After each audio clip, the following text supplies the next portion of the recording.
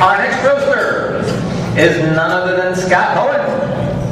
And unlike most, Scott has a few things in common with Karl, and I'm surprised he'll admit that in public. They're both of German heritage. They both have blonde hair. Really? Alright, and blue eyes. They both have several decades of Toastmasters experience. But the most unusual thing is they were both born on the same birthday. That's October 13th. Is that Scorpio? Yes. Libra. Sorry, I'm sorry to call you Scorpios. Libra.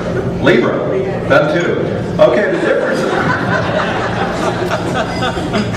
of course, is that Scott's birth certificate wasn't carved in slate like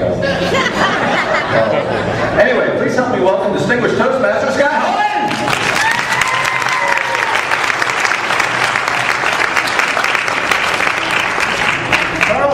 Great, doesn't he? I mean, how does he keep his hair, well, without the hat, how does he keep his hair looking so good? I found out one of his secrets.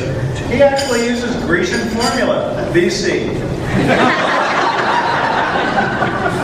Every club has an ah counter, don't we? That clicks every time someone does an ah or In our club, in the Conquerors, we ding glasses. Well, Karl is notorious for dinging the glasses. In fact, I don't know how many times he's been asked to leave the club for playing with his dinger too much.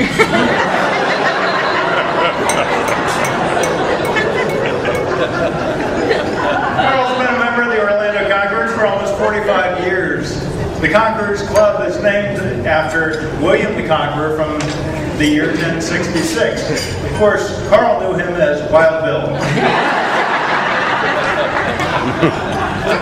It's always easy to know whenever Karl's been to the lectern because there's usually a gavel with a handicap sticker on it.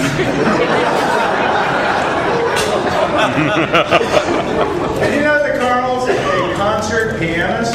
He really is. He plays beautiful music on the piano. In fact, there was one time in his life that the piano saved his life because of its flotation value. Remember that Titanic thing?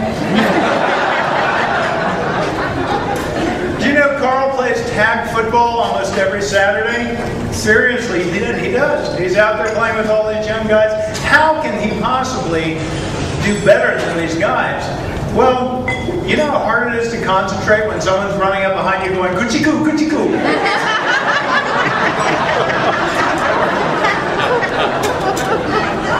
Karl does have a lot of class, though, a lot of class. He will not put up with profanity. And the reason he got so tired of profanity is he was used to reading it on the evaluation slips he would receive. Does Karl drink? I'm not one to spread rumors, but I remember one time I had to shake him, and I was like, Karl, come on, you're giving a toast. And he says, how am I doing?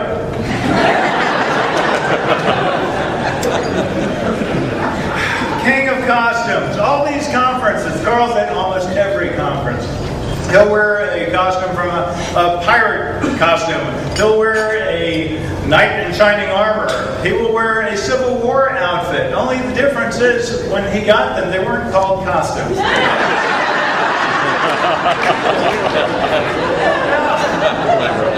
Who has got more trophies than Karl? You go over to his house and, seriously, their door stops are in the windows everywhere.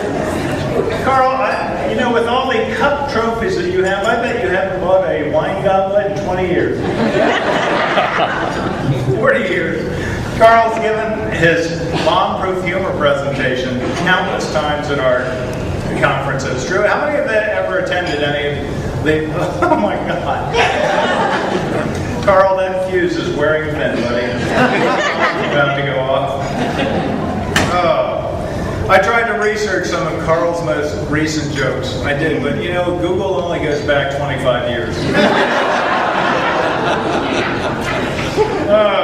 Karl, one of the things that we wanted to present to you, because of all the grilling you've done. Wait, before I say that, I got to tell you, is Karl vain? I wouldn't say that he's vain or anything, but that I have to return his nightlight finally.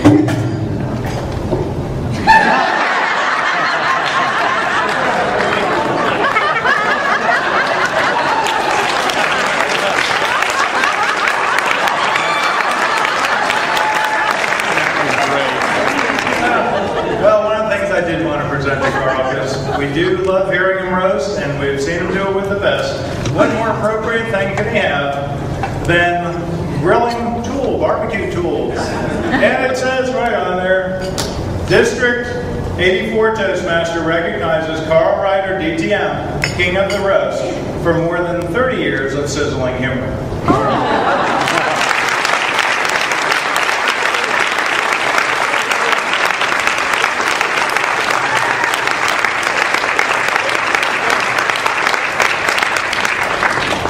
Nice tools.